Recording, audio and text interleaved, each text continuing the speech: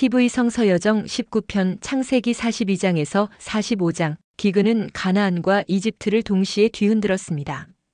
나일강 유역은 곡창이지만 홍수 주기의 실패는 곧바로 곡물 부족으로 이어졌습니다. 요셉이 파라오의 꿈을 해석한 뒤 비축 정책을 시행한 지 약 2년이 지난 때 가나안의 야곱 가문도 더는 버티기 어려웠습니다. 집안의 곡식 단지에서 곡물 소리가 점점 작아지자 야곱은 떠밀리듯 결정을 내립니다. 소문은 북쪽까지 올라왔습니다. 이집트에는 곡식이 있다. 가나안의 굶주림과 야곱의 결단, 들판의 이삭은 빈 껍질만 남았고 양떼의 울음은 잦아들었습니다. 야곱은 장정 아들들을 불러 세웁니다. 얼굴마다 굶주림의 그늘이 어렸고 누구도 먼저 이집트로 가겠다고 말하지 못했습니다. 야곱은 단호하게 말합니다. 그냥 서로 얼굴만 쳐다보고 있지 말고 곡식을 사오너라. 베냐민은 보내지지 않았습니다. 둘째 아들 요셉을 잃은 뒤 남은 마지막 위로였기 때문입니다. 야곱은 그 아이만은 붙잡아둡니다. 형제들의 긴 여정, 10명의 형제가 남쪽으로 내려갑니다. 광야길의 바람은 모래를 들어올려 눈과 귀를 때렸습니다. 낯선 언어의 땅이 가까워질수록 발걸음은 무거워졌습니다. 이집트의 관문 도시들에는 비축 곡식을 관리하는 창고와 관리들이 배치되어 있었고 외국인에게는 규정된 절차가 있었습니다. 형제들은 무릎을 굽혀 총독 앞에 엎드립니다. 그 앞에 선자가 바로 요셉이었습니다. 알아보지 못했지만 요셉은 단번에 형들을 알아보았습니다. 요셉의 가슴에 오래된 그림자가 스칩니다. 사슬에 묶여 끌려가던 날의 굴욕, 구덩이의 어둠, 이방의 감옥 냄새. 그러나 이제 그는 전권을 위임받은 총독입니다. 그는 형들에게 날카롭게 묻습니다. 어디서 왔느냐? 형들은 떨리는 목소리로 대답합니다. 가나안 땅에서 양식을 사러 왔습니다. 요셉은 곧장 고삐를 죄듯 몰아붙입니다. 너희는 간첩이다. 그 말은 의도된 시험이었습니다. 과거의 죄책을 끌어올리고 그들의 진심과 변화 여부를 분별하려는 긴 시련의 시작이었습니다. 형제들은 자신들의 가문 이야기를 꺼냅니다. 12형제였으나 하나는 사라졌고 막내는 아버지와 함께 있습니다. 요셉은 사흘 동안 그들을 가둡니다. 어둠과 침묵 속에서 형제들은 서로의 눈을 피하지 못했습니다. 르우벤은 낮은 목소리로 과거를 상기시킵니다. 그 아이의 피 때문이야. 기억은 굶주림보다 오래 남았습니다. 사흘 뒤 요셉은 조건을 바꿉니다. 한 사람만 남고 다른 자들은 곡식을 들고 가라. 막내를 데려오면 너희 말이 진실임을 알겠다. 시메온이 묶여 남습니다. 쇠사슬의 소리가 창고 마당에 메아리칩니다. 곡식을 받아 떠납니다. 길 중간 숙소에서 자루를 열자 지불했던 은전이 그대로 들어 있었습니다. 손끝이 떨렸고 가슴은 얼어붙었습니다. 하느님께서 우리에게 무슨 일을 하시는가? 형제들은 불안을 안고 가나안으로 돌아옵니다. 야곱은 사연을 듣고 옷깃을 움켜줍니다. 시메온은 이집트에 묶였고 이제는 베냐민까지 데려가야 한다니 마음이 찢어졌습니다. 르우벤이 성급하게 자기 두 아들을 담보 삼겠다고 하지만 야곱의 마음은 움직이지 않습니다. 집안에 흐르는 침묵이 길어집니다. 기근의 압박과 유다의 보증. 곡식은 다시 바닥을 보입니다. 굶주림은 극단의 결정을 요구합니다. 유다가 나섭니다. 그는 동생을 지키지 못했던 옛 과오를 등에 지고 있습니다. 유다는 아버지에게 담담히 말합니다. 그 아이를 제게 맡기십시오. 제가 책임지겠습니다. 그 말에는 이전의 경솔함이 없습니다. 시간이 유다를 성숙하게 만들었습니다. 야곱은 마침내 결단합니다. 보내되 최선의 예물을 준비하라고 지시합니다. 유향, 꿀, 향료, 몰약, 피스타치오, 아몬드. 그리고 자루에 들어있었던 은전을 배로 챙겨 돌려보내라 합니다. 야곱은 마지막에 입술을 떱니다. 전능하신 하느님께서 그 사람 앞에서 너희에게 자비를 베푸시기를. 시메온도 베냐민도 돌려보내시기를. 내가 자식을 잃어야 한다면 잃을 것이다. 길은 전보다 더 길게 느껴졌습니다. 무거운 짐처럼 어깨에 매달렸고 그러나 유다의 발걸음은 흔들리지 않았습니다. 이집트에 도착하자 뜻밖에도 요셉이 집으로 형제들을 초대합니다. 형제들은 자루의 은전을 해명하려고 관리에게 서둘러 말합니다. 우리가 일부러 가져온 것이 아닙니다. 자루를 열었더니 있었습니다. 관리는 부드럽게 답합니다. 안심하시오. 하느님이 재물을 너희 자루에 넣어주신 것이오. 너희 돈은 이미 받았소. 잠시 뒤 시메온이 사슬에서 풀려나옵니다. 형제들의 어깨가 눈에 띄게 낮아집니다. 요셉의 식탁, 자비의 전조와 섬세한 연출. 요셉은 베냐민을 보자 마음이 복받칩니다. 이 아이가 너희가 말하던 막내냐? 요셉은 눈시울이 뜨거워져 급히 방을 나갑니다. 눈물을 숨겨야 했습니다.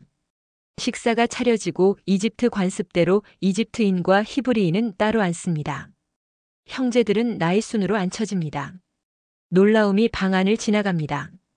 베냐민의 접시에는 다른 이들보다 5배를 더 담아줍니다. 요셉은 의미를 숨긴 채 작은 기호들을 배치합니다.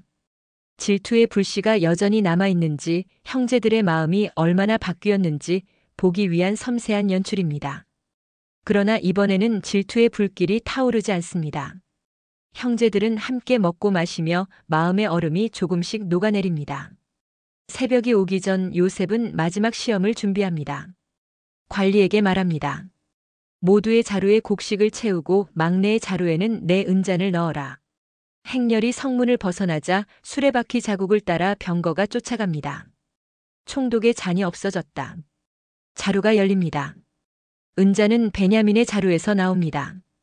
형제들의 얼굴이 하얗게 질립니다. 유다는 옷을 찢고 모두 함께 도시로 돌아갑니다. 요셉 앞에서 그들은 땅에 엎드립니다. 요셉은 말합니다.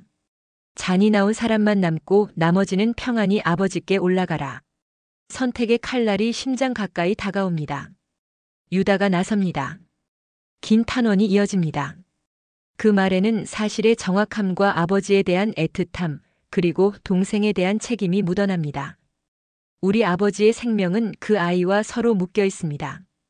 그 아이가 아버지를 떠나면 아버지는 슬픔으로 죽을 것입니다. 유다는 마지막에 자신의 생을 내어놓습니다. 그 아이 대신 저를 종으로 삼으십시오. 그 아이는 형제들과 함께 돌아가게 해주십시오. 과거 요셉을 은전 20개의 팔자고 제안했던 형제들 가운데서 유다는 이제 자기 자신을 담보로 내어놓습니다. 같은 사람의 입에서 나온 정반대의 제안, 여기서 회개의 진폭이 드러납니다. 나는 당신들이야오 요셉, 이 대목에서 요셉의 눈물이 터집니다. 통역관들을 물리고 형제들만 남게 하자 억눌렀던 울음이 이집트 궁의 벽을 울립니다. 그는 말합니다. 나는 당신들의 아우 요셉입니다. 베냐민이냐? 형제들은 두려움과 놀라움으로 대답을 잃습니다. 요셉은 다가서며 손을 내밉니다. 나를 이곳에 판 것을 한탄하지 마십시오. 하느님께서 생명을 보존하시려고 나를 당신들보다 앞서 보내셨습니다. 그의 말은 칼날 같던 시험을 설명하는 열쇠였습니다. 보복의 자리에 섭리의 해석이 올라갑니다. 요셉은 자신의 상처를 하느님의 경륜 안에서 다시 해석합니다. 사람의 악의가 역사의 방향을 결정하지 못한다는 선언, 하느님의 선하심이 인간의 악을 넘어선다는 고백입니다. 당신들이 나를 팔았지만 하느님께서 나를 보내셨습니다. 이 고백은 억울함의 기억을 지우지 않으면서도 그 기억에 새로운 의미를 부여합니다. 상처는 남아있으나 독은 제거되었습니다. 요셉의 용서는 감정의 격발이 아니라 신학적 통찰에서 비롯된 선택이었습니다. 하느님의 섭리는 인간의 자유를 지우지 않지만 인간의 악까지도 구원의 직물 안으로 엮어내십니다. 요셉은 베냐민의 목을 끌어안고 울고 베냐민도 그의 목을 끌어안고 옵니다. 형들과도 차례로 입맞추며 울었습니다. 눈물의 소금기 속에서 형제들의 말문이 다시 열립니다. 오랜 침묵이 끝났습니다. 서로에 대한 원망과 두려움, 숨기고 싶었던 이야기들이 눈물과 함께 흘러나옵니다. 상처가 언어를 되찾는 순간이었습니다. 파라오의 초대와 고센의 약속. 소식은 곧 파라오에게도 전해집니다. 파라오는 기꺼이 야곱 가족을 초대합니다. 짐수레를 보내라. 가족과 가축을 모두 데려오게 하라. 이집트의 좋은 땅 고센을 주겠다. 풍요의 중심에서 발언하는 권력자의 초대이지만 그 뒤에는 여전히 요셉의 눈물과 하느님의 섭리가 있습니다. 요셉은 형제들에게 말합니다. 서둘러 아버지께 올라가 알리십시오. 아직 기근은 몇 해가 더 남았습니다. 빨리 모시고 내려오십시오. 가나안의 천막으로 돌아온 형제들은 숨을 고르고 소식을 전합니다. 아버지 요셉이 살아있습니다. 이집트의 총독입니다. 야곱의 마음이 잠시 멎습니다. 오랜 슬픔이 낳은 습관적 불신이 얼굴을 스칩니다. 그러나 이집트 수레가 마당에 들어서고 형제들의 눈빛이 더 이상 숨길 것이 없다는 것을 말해줍니다.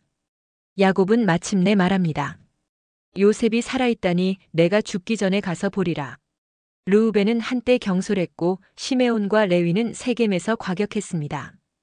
유다는 요셉을 팔자고 제안했지만 이제는 자신의 생을 내어놓습니다. 변화의 중심에는 책임의 수용이 있습니다. 과거를 부정하지 않고 그 과거를 끌어안고 앞으로 나아가려는 결단이 형제들의 마음을 재구성합니다.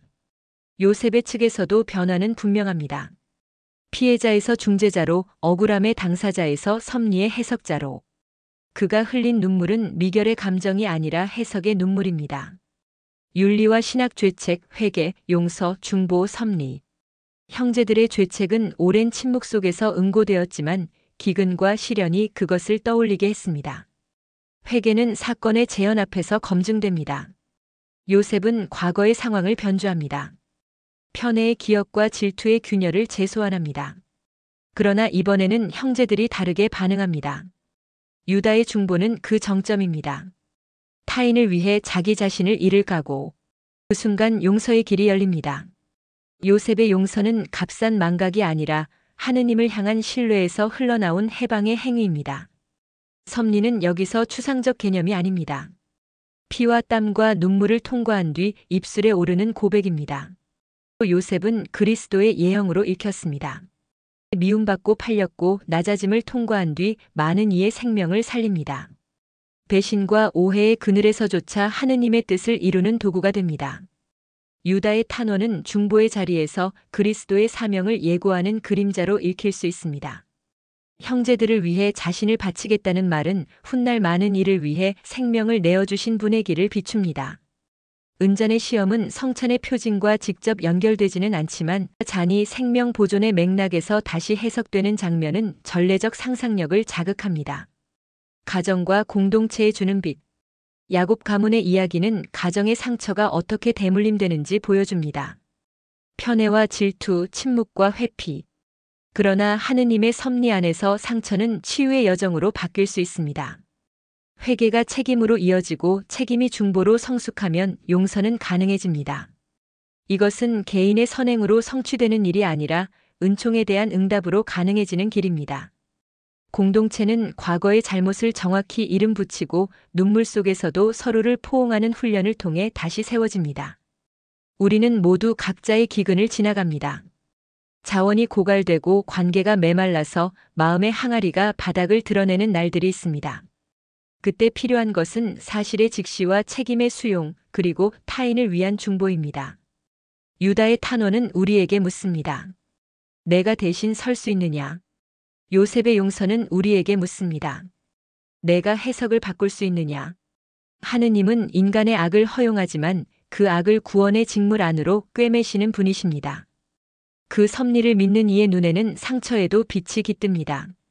과거의 독이 빠지고 눈물은 소금기가 남아 생명을 보존합니다. 그렇게 가정은 다시 일어섭니다. 그렇게 형제는 서로의 얼굴을 다시 봅니다. TV 성서 여정 다음 편은 20편 창세기 46장에서 50장, 야곱 가족의 이집트 이주. 야곱과 요셉의 죽음 편이 계속됩니다. TV 성서 여정은 계속됩니다.